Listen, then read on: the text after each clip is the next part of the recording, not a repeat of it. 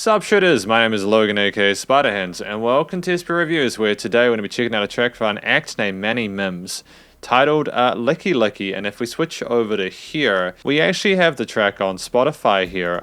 This is, as I understand it looking here, is his second track, made in Kumasi in 2019 and Lickilicki in 2022. It's kind of wild to think that this guy put out his first single before I started doing these reviews, and now I'm getting to do it 2 years in. I look forward to hearing more from Mannie Mims, so let's listen through this track from start till finish. We're gonna hear what we think. Let's go. Hang on a minute. Yeah, I thought it was a bit quiet for a minute, but no, it was just my Spotify. We're all good. Yeah, there we go. That's what we're talking about. Money. Oh yeah, oh yeah. Bebupa, and Anajidie, Tisanopa. Bebupa, and Anajidie, Tisanopa. Okay, so we got some synths in here, some keys, different bits of vocal modulation, some vocal chops for an extra bit of color and spice in the mid-range. It's cool. Sounds very professionally mixed and mastered at this point. Lickilicki, chummy Pompino, Pino. Lickilicki, Pino. Lickilicki, chummy Pompino, Pino. Lickilicki, Pino. Baby girl.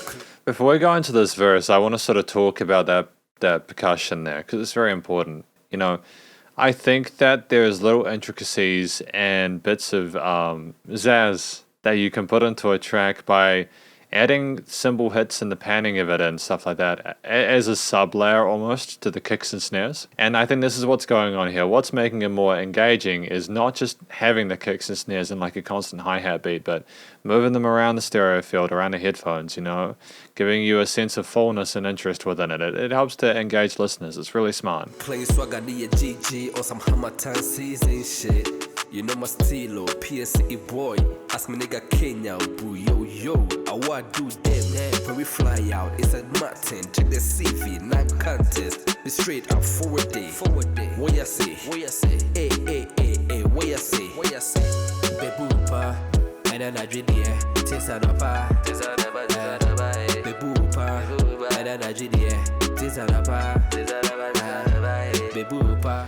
I'm going to be honest with you. I'm not sure if I'm necessarily getting the words through, if I'm understanding it, but what I am really enjoying is listening to him regardless. And that's a powerful thing, because sometimes when, you know, you're listening to something in a different language, if the vocal performance itself, regardless of that, is uninteresting, you're just screwed.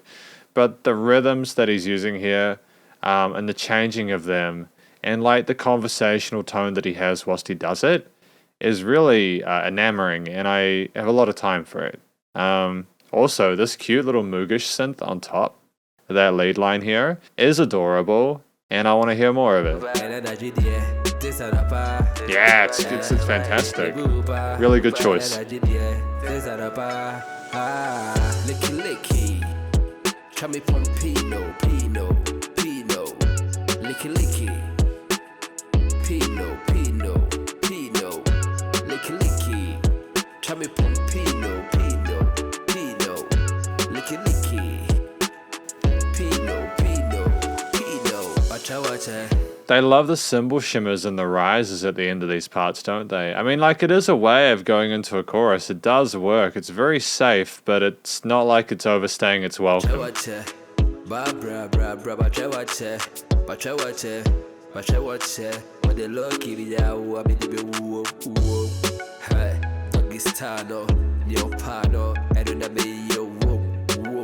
Freaky punch shit, baby suck my dick, and the lights went slap it. Oh, I heard that part. I heard that part correctly, I think. Slap it. Baby, let me slide it. Give it to you rough, like it when you want it. They don't say, baby, use a bad beat. Love this play bunch. Put the titty on me big cock. Just in the body on TikTok. Bebupa, and then I did the Tisanapa. This is one of those sleeper songs where you could probably just vibe and groove along to the beat, and if you pay close attention to the lyrics, like if you passively listen to this, you might not pick up everything in the context, but if you actively listen to, like, oh, this is a completely different experience. I think that's really clever because it can appeal to both audiences, you know?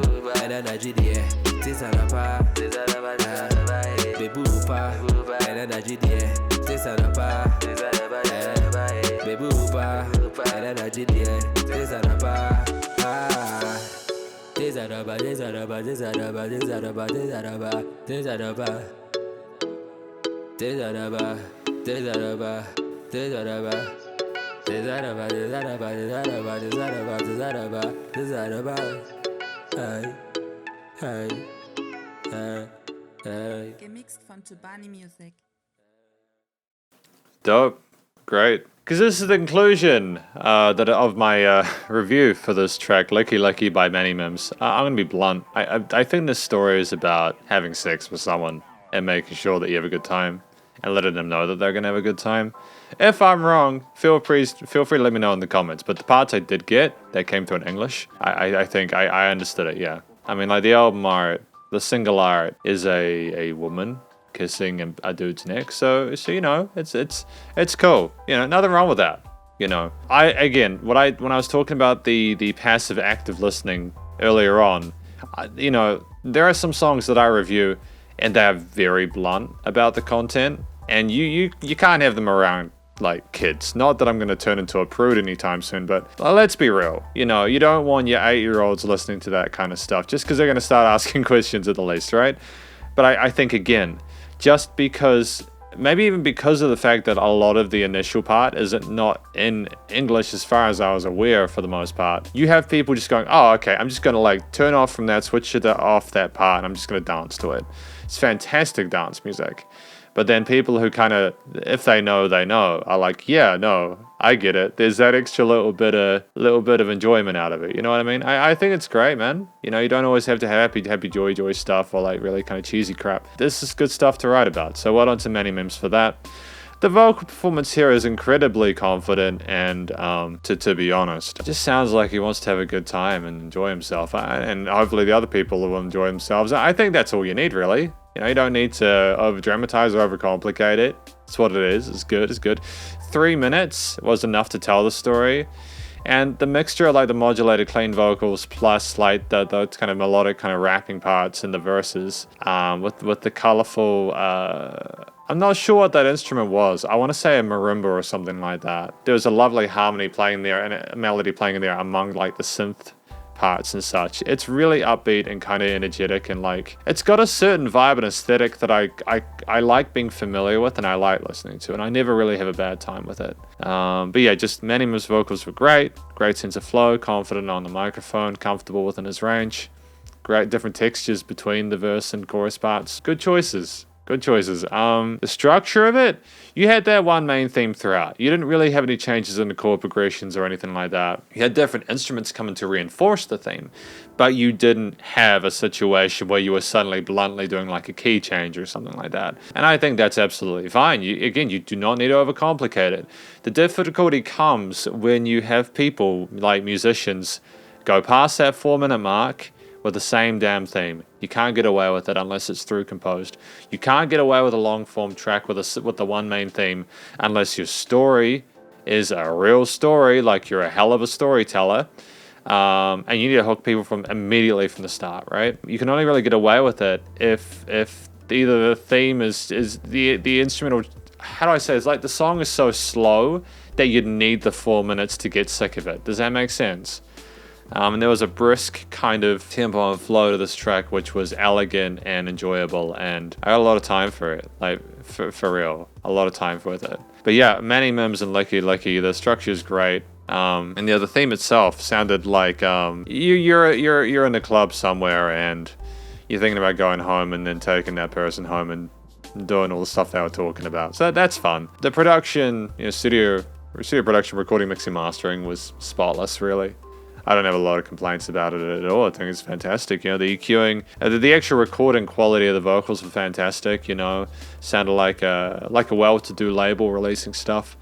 with an engineer who knows what they're doing. The EQing, the filtering of the various instruments, the placement of the stereo field and the arrangement there, the little bits of ornamentation like with those little vocal chops and stuff like that, and the way they kind of went to the left eventually or to the right, and we placed those and everything was nice and wide and full sounding. It was fantastic. The gluing of the tracks in the mix was fantastic. You know, everything sounded like where it needed to be without any weird resonances. Limiting compression was spotless. Yeah. I overall, I'm really happy with this. This is a very strong track. I think that I would need to see or hear more of Mannie Mims' music to really be able to gauge him as a musician and his potential. But for the first impression, this is a great start, and I honestly wish Mannie Mims the best of luck in future with his musical endeavors. But in the meantime, thank you very much for watching my review of Mannie Mims' song Lickilicki. Hopefully you enjoyed it. If you did, please do go show Mannie Mims some love via his various social medias and Spotify page, and stay cool and stay safe, and please remember to support your local musicians and artists at this point in time, as either hell more than ever, and I will catch you in the next review. Spiderhands out.